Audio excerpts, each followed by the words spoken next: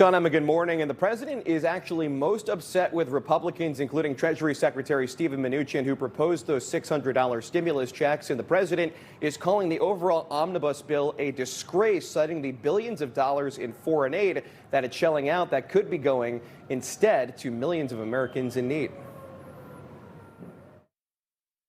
$25 million for democracy and gender programs in Pakistan. $505 million to Belize, Costa Rica, El Salvador, Guatemala, Honduras, Nicaragua, and Panama. And the president is also warning that some of these funds could end up helping our adversaries like Russia. This bill contains $85.5 million for assistance to Cambodia, $134 million to Burma, $1.3 billion for Egypt and the Egyptian military, which will go out and buy almost exclusively Russian military equipment.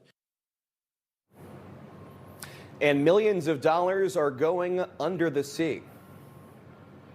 $7 million for reef fish management, $25 million to combat Asian carp, $2.5 million to count the number of amberjack fish in the Gulf of Mexico, a provision to promote the breeding of fish in federal hatcheries.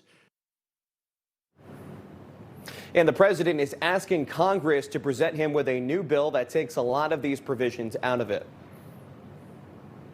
Congress found plenty of money for foreign countries, lobbyists, and special interests, while sending the bare minimum to the American people who need it. It wasn't their fault. It was China's fault, not their fault.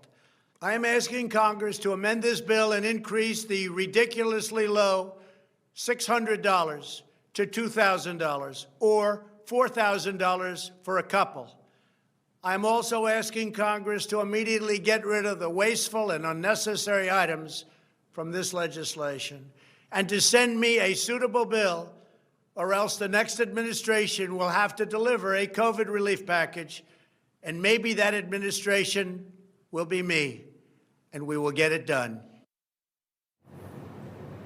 So as you can see, the president very blunt in his assessment of this bill, and there is some talk that he could be using this to kind of one-up Joe Biden, who's signaling that more help is needed. So the president is siding with some Democrats and a lot of Americans asking for this $2,000 stimulus check per individual.